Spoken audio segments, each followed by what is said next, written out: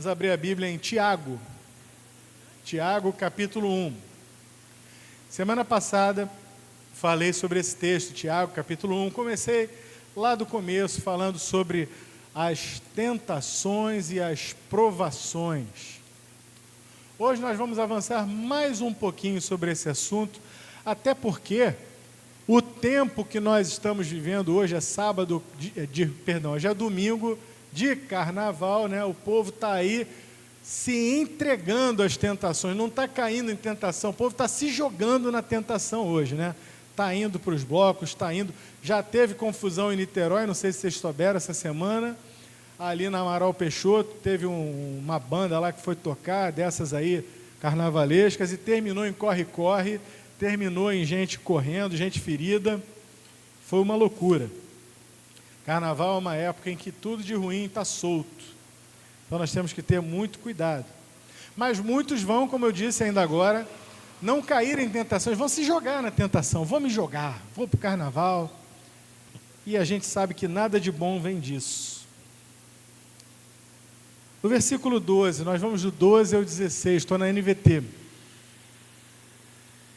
A palavra diz assim: feliz é aquele que suporta com paciência as provações e tentações. A NVT coloca os dois num só pacote. Quem suporta com paciência as provações e as tentações. A Almeida usa uma fórmula que eu até gosto mais, que ela diz assim: bem-aventurado o homem que suporta com paciência as tentações, porque aí ele vai falar da prova da fé, porque após a sua fé ser provada, aí sim ele continua, porque depois receberá a coroa da vida que Deus prometeu àqueles que o amam. Veja bem, eu vou voltar ali no comecinho que diz: feliz é aquele que suporta com paciência. Preste atenção nessa palavra, paciência, tá? Porque depois vai receber a coroa da vida que Deus prometeu àqueles que o amam. Vamos ao versículo 13. E quando vocês forem tentados, não digam: esta tentação vem de Deus, pois Deus nunca é tentado a fazer o mal, e Ele mesmo nunca tenta alguém. A tentação vem de nossos próprios desejos, que nos seduzem e nos arrastam. Veja como a NVT facilita a leitura, né? Quando ela diz que vem dos nossos próprios desejos, que nos seduzem e nos arrastam. Na versão Almeida diz que cada um é atraído e engodado pela própria concupiscência. Oi? Fala português. É isso que está dito aí, ó. Pelos próprios desejos que nos seduzem e nos arrastam. Até me perdi, estou no 13, né? 14, 15. Verso 15. Esses desejos dão à luz o pecado, e quando o pecado se desenvolve plenamente, gera a morte. Não se deixem enganar, meus amados irmãos, toda dádiva que é boa e perfeita vem do alto, do Pai que criou as luzes do céu. Nele não há variação nem sombra de mudança. Senhor, nos abençoa mediante a Tua palavra nessa manhã, que ela possa ser verdadeiramente lâmpada para os nossos pés e luz para o nosso caminho. Em nome do Senhor Jesus, por quem oramos. Amém. Semana passada o nosso foco foi mais na questão da provação, porque Deus permite, eu dizia, e o Senhor permite, que situações e até pessoas entrem no nosso caminho com a finalidade de provar a nossa fé. Provar para Ele não, porque Deus sabe todas as coisas. Mas a ideia de provar aqui é como se fosse pesar numa balança. É ver o peso que tem, ver se sustenta, se é algo verdadeiro, que tem valor. E essa prova muitas vezes é para nós mesmos percebermos e tomarmos consciência de que estamos no caminho ou não. E agora ele já está trabalhando aqui com a ideia da tentação e da provação. Há uma diferença. Porque tentação, veja o que Tiago falou sobre a tentação. A tentação, ela funciona assim: você tem os seus desejos e cada um de nós tem uma natureza caída e pecaminosa, todos nós. E todos nós que temos uma natureza caída e pecaminosa, temos os botões certinhos que Satanás sabe onde apertar para influenciar os nossos desejos mais escondidos, mais ocultos e que nós fazemos questão de esconder dos outros. Veja bem, todo mundo sabe que roubar é errado. Mas o povo, a sabedoria popular tem uma frase que diz assim: a ocasião faz o ladrão. Tem gente que não tem, na verdade, escrúpulo. O sujeito olha alguma coisa ali que ele deseja, que está ali ao alcance da mão dele, que não é dele, mas ele está desejando aquela coisa. E ele vai olhar aquilo e vai pensar, está ao alcance da mão. Olha para um lado, olha para o outro e leva. Desde o tempo da escola, todo mundo aqui que estudou na escola sabe como é que funciona isso. Quem nunca perdeu uma lapiseira bonita que tinha comprado? Ué, minha lapiseira sumiu. Não, sua lapiseira foi sumida. Foi afanada. Por quê? Porque sempre tem um que tem aquela ânsia, aquele desejo, o desejo está lá. A tentação, que para você talvez não fosse uma tentação, aquela lapiseira, aquela caneta tão bonita, para o outro é. Para você, de repente, você olha, pô, que lapiseira bonita, quem sabe um dia eu não consigo pegar uma dessa para mim também. Legal, gostei. Mas é do outro, tem o limite. Tem gente que não tem esse limite, que tem a tentação. Então, esse vai ser tentado. Tem o sujeito que vai ter a capacidade de olhar para uma mulher e dizer, que mulher bonita. De coração. Valorizei, achei muito bonita. E é só isso, não passa disso. Mas tem o outro que passa mal. Passa mal, não pode ver uma mulher que ele logo fica como? Louco. Tem que ser minha. Se ela passa aqui de novo, eu vou falar com ela e tal. Tem gente assim, cada um é atraído e engodado, e enganado, atraído e arrastado pelos próprios desejos internos do seu coração. Tem gente que tem a coisa da gula, né? Você botar assim, tá aí o banquete do rei. Daniel e seus amigos não caíram não, mas você conhece a história de Daniel e seus amigos. Você não conhece a história dos outros que também foram deportados com eles. Lá vieram de Judá para a Babilônia. Garanto a você que no meio daquilo tudo ali, teve gente que falou, agora eu vou cair para dentro desses banquetes do rei, é o melhor dessa terra. Tem gente que tem sede pelo poder, e a sede pelo poder não é só do político que está lá, disputando o poder, matando, até roubando, não, a sede pelo poder muitas vezes ela vem dentro de casa, a mulher quer mandar nos filhos e quer mandar no marido, por aí tem disso, ouvi dizer, né? O marido que quer mandar na mulher, que só ele que manda, só ele que sabe como é que tem que fazer. O que é isso? A necessidade de sentir que está com as rédeas na mão, poder, autoridade. E esse sujeito que ele é um monstro dentro de casa, o controlador, ele quando chega no trabalho, ele tem que ser, todo mundo tem que bater continência para ele, não, sim senhor e tal, faz aqui, senão ele começa a queimar as pessoas, senão ele demite, senão ele apronta, ele fala mal. Cada um tem o seu pontinho escuro no coração que vai te atrair para fazer alguma coisa de errado. Há, inclusive, uma coisa interessante, né? Antigamente a gente dizia assim, fulano é mau, Beltrano é mau. Vocês já repararam que isso mudou? Agora ninguém mais é mau. Agora é sociopata, é psicopata, acabou a maldade no mundo, acabou. Porque o sujeito não é mau, ele é um psicopata. Ele é um sociopata. E agora até o pedófilo já é chamado de doente. Não, o pedófilo ele tem uma atração, isso é uma questão de saúde, que não sei o quê. O drogado. Não existe mais assim, fulano é mau. Os tempos que nós estamos vivendo hoje, até pouco tempo atrás você via na televisão assim, aqui, o sujeito foi pego, aprontando, roubando, não sei o quê, bota ele aqui na tela, crash, botava a cara do sujeito na tela.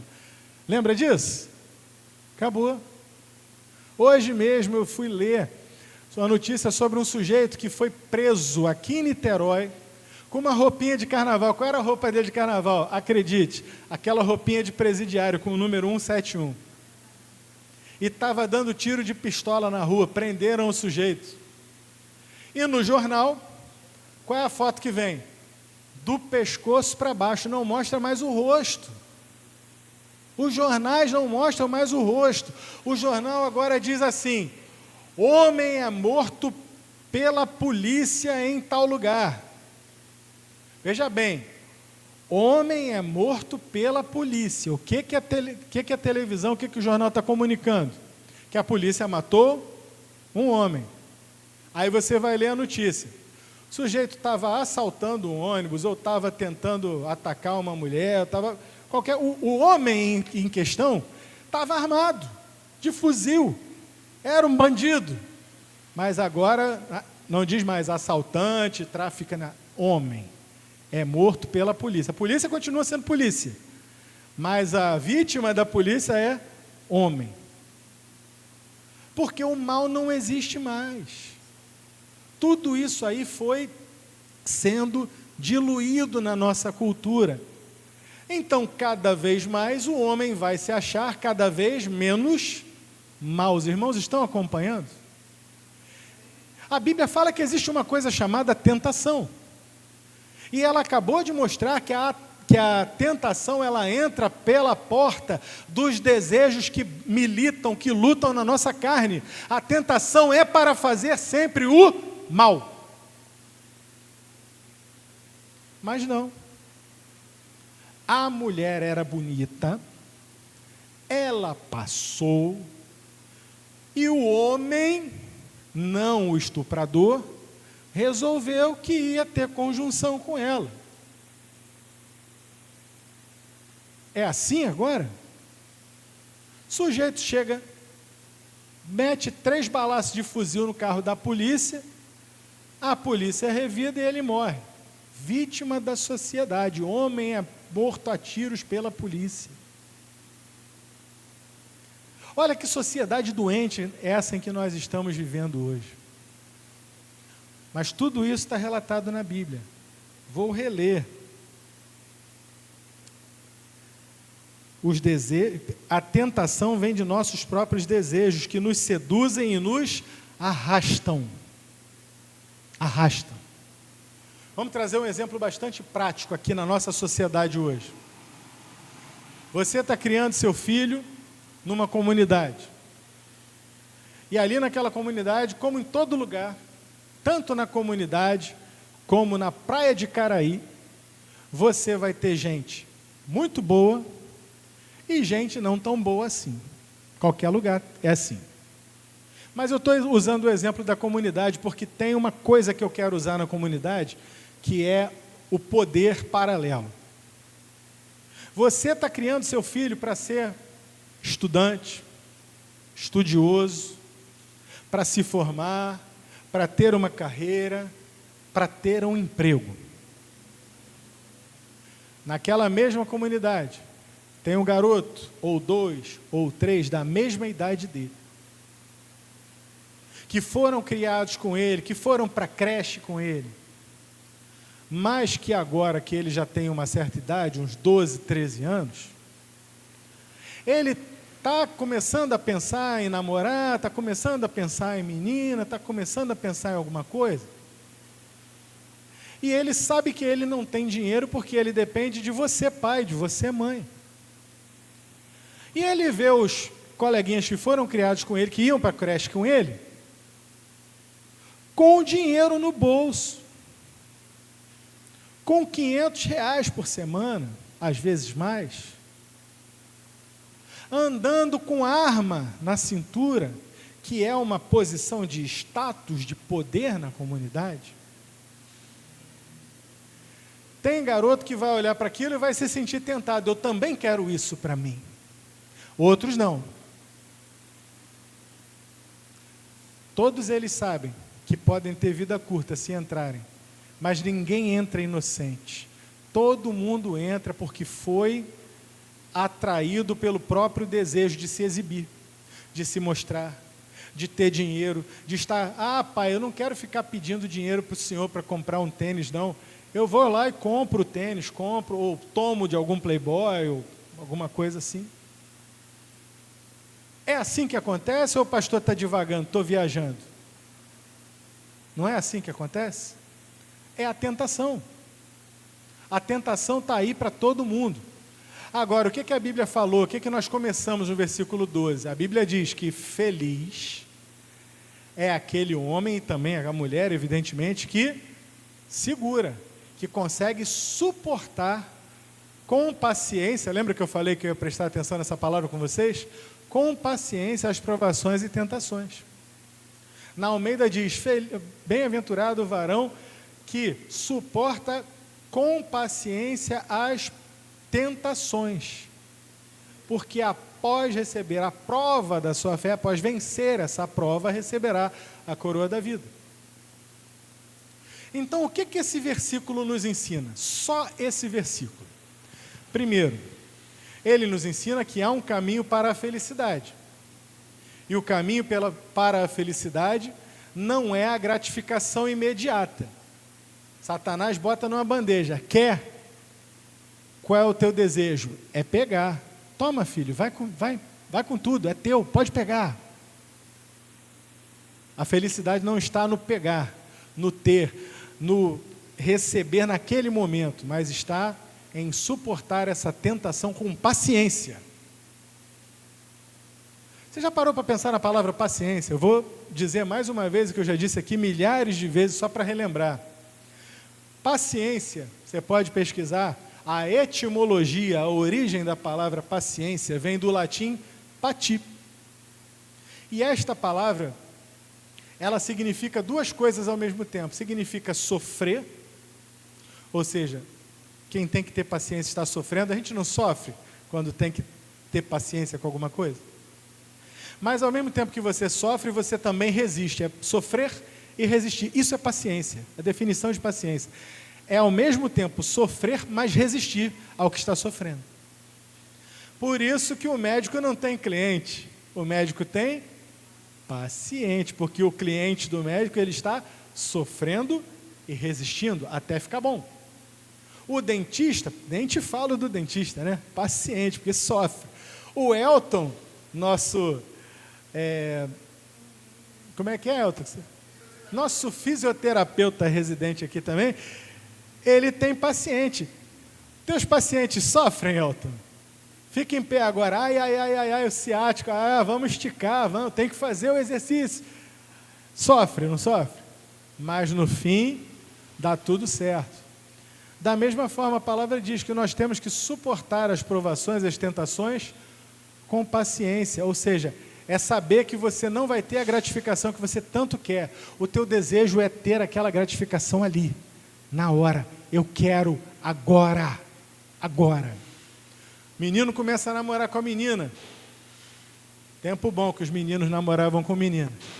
E aí o menino começa a namorar com a menina. E aí eles começam a namorar e com isso vem o quê? A tentação, o desejo, o sangue começa a circular, o menino começa a pensar besteira, a menina começa também, e a tentação vem até que você não. É assim ou não é? Bons tempos que era assim, né? Porque agora, enfim, mas desse jeito.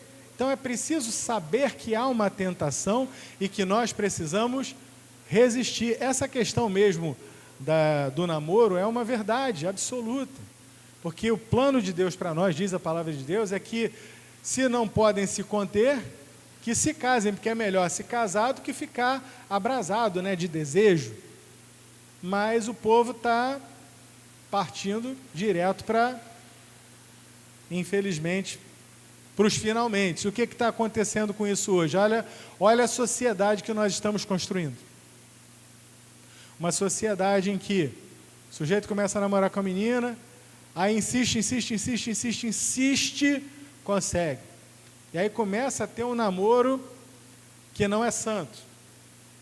Daqui a pouco, ou ela engravida, ou ele cansa dela, ou ela cansa dele, e parte para outro, e outro, e outro, e outro, e outro.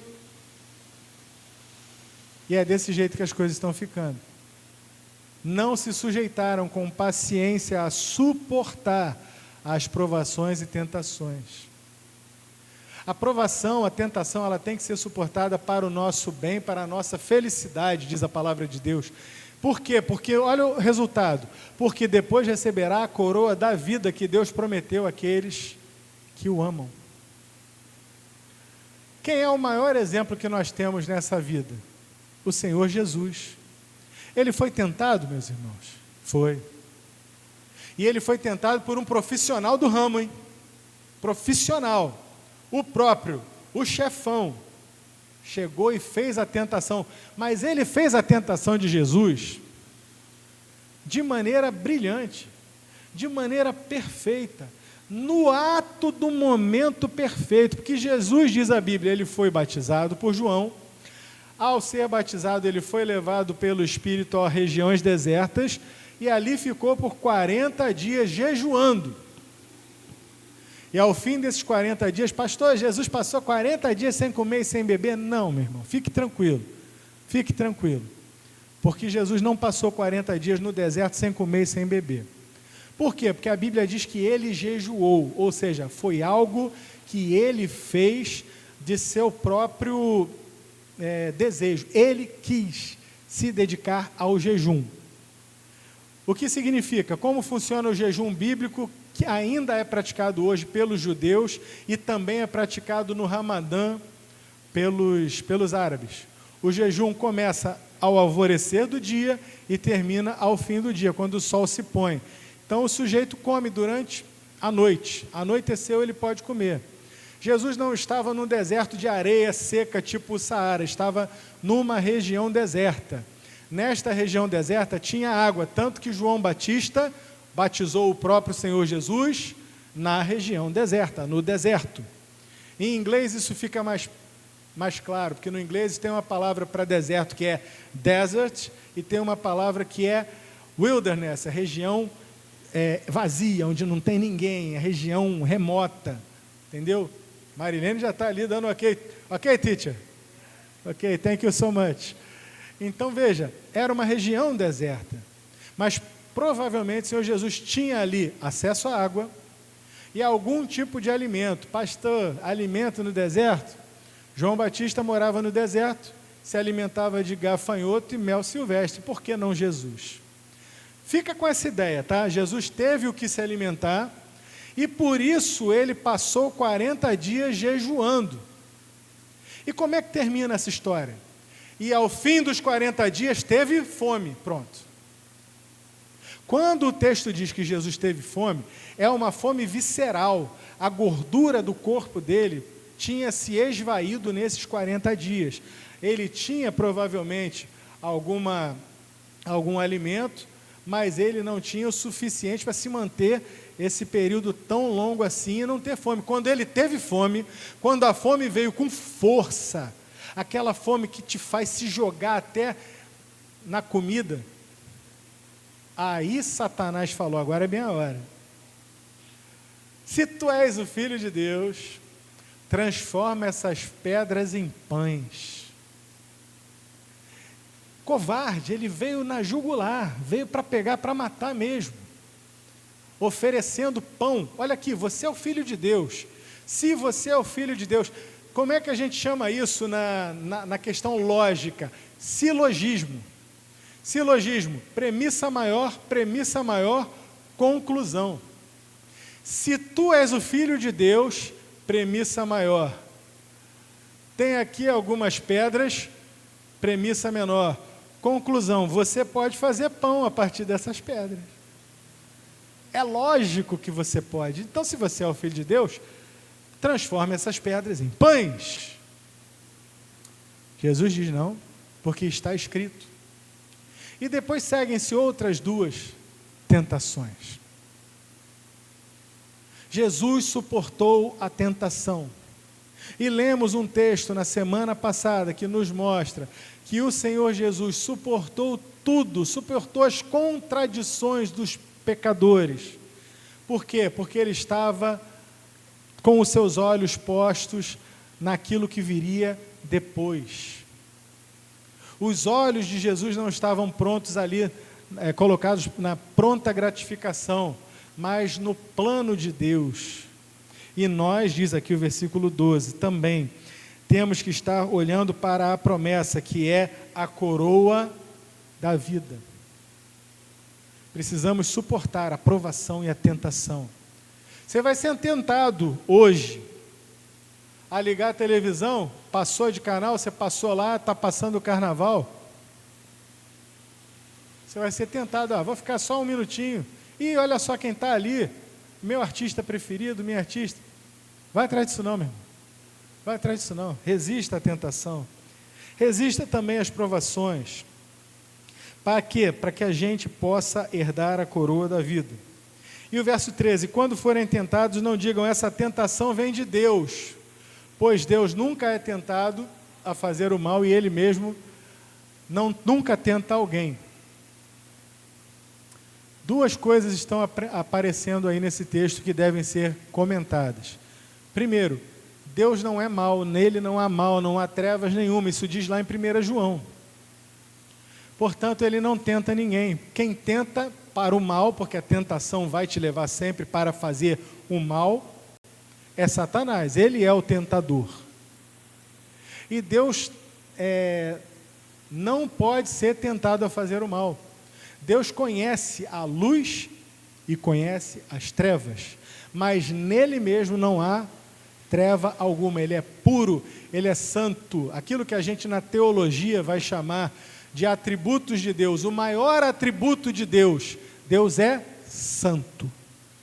Às vezes a gente pensa em alguns atributos, a gente pensa, Deus é amor, Deus é justiça, Deus é onipotente, onipresente, onisciente, Deus é isso tudo.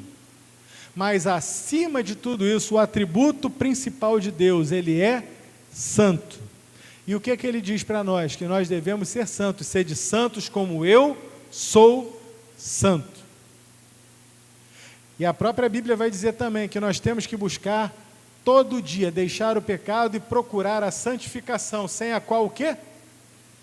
Ninguém verá a Deus. Portanto, a questão de santificação é séria, meus irmãos.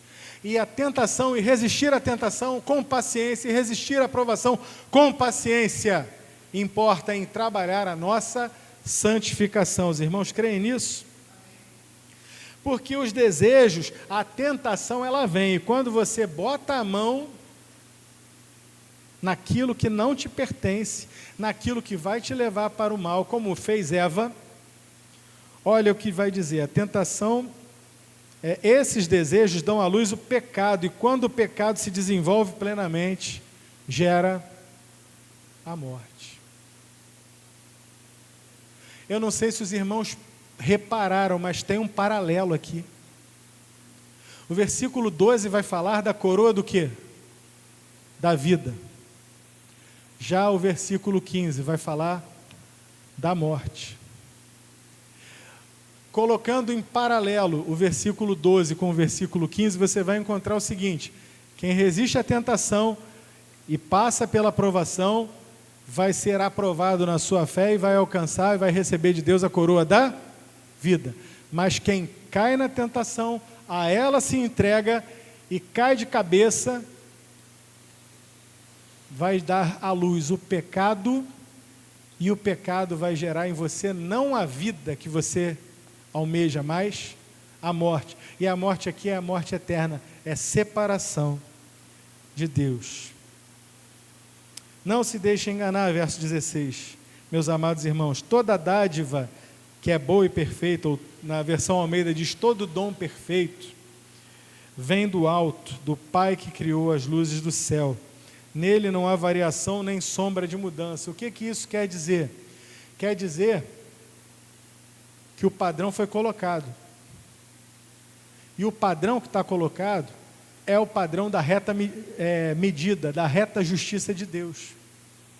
E o padrão não vai ser baixado para beneficiar ninguém e nem subido para prejudicar ninguém. Estamos todos no mesmo patamar.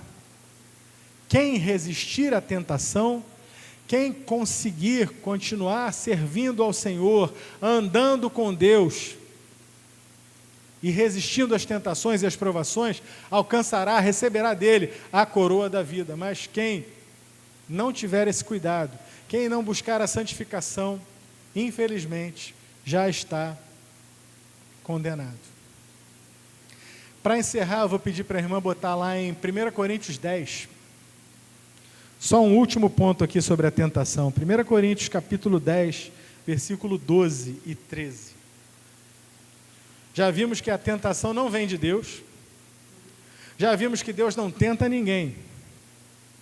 Já vimos que se nós caímos em tentação é porque o nosso próprio desejo nos levou a cair em tentação. Somado tudo isso que Tiago disse, está dito o seguinte: a tentação é um problema interno nosso. O nosso mau desejo vai nos levar a cair na tentação. E isso, portanto, é humano, não é sobrenatural, porque Tiago disse o quê? Que a tentação não vem de Deus e Deus a ninguém tenta e não pode ser tentado. Paulo vai trabalhar com essa ideia também, aqui no versículo 12. Ó. Portanto, se vocês pensam que estão de pé, cuidem para que não caiam. As tentações em sua vida não são diferentes daqueles que outros enfrentaram. Deus é fiel, Ele não permitirá tentações maiores do que vocês podem suportar. Quando forem tentados, Ele mostrará uma saída para que consigam resistir. Olha, a parte de Deus na tentação, Tiago disse, Deus não tem parte na tua tentação, Ele não tenta ninguém. E Paulo vai dizer, ao contrário, a parte de Deus na tentação é limitar a tentação até um ponto que você possa suportar humanamente, porque a tentação é humana. A versão Almeida diz, não vos sobreveio tentação senão humana, ou seja, todos nós temos plena possibilidade de suportar as tentações, porque elas são humanas, elas estão no nosso nível de vencer. O papel de Deus na tentação é limitar a tentação até um nível em que você alcance, que você consiga suportar. E mais, na versão Almeida diz que Ele vai dar o escape, aqui diz que Ele mostrará uma saída para que consigam resistir. Deus está do teu lado. O Senhor está do teu lado, te dando capacitação até para suportar a tentação que te parece tão invencível. Meu irmão, em Jesus, nós temos o Espírito Santo habitando em nós. Nós temos toda a possibilidade de vencer o mal, os nossos maus caminhos, os nossos maus desejos. Que hoje seja o dia de nós tomarmos verdadeiramente consciência de que precisamos vencer as tentações na nossa vida e que temos plena capacitação da parte de Deus para isso, para que então sejamos santificados, recebamos a coroa da vida e estejamos para sempre com o nosso Deus, em nome de Jesus. Amém? Nosso Deus, fala conosco, complementa essas palavras nos nossos corações, em nome do Senhor Jesus, por quem oramos. Amém. Dito isso, vamos então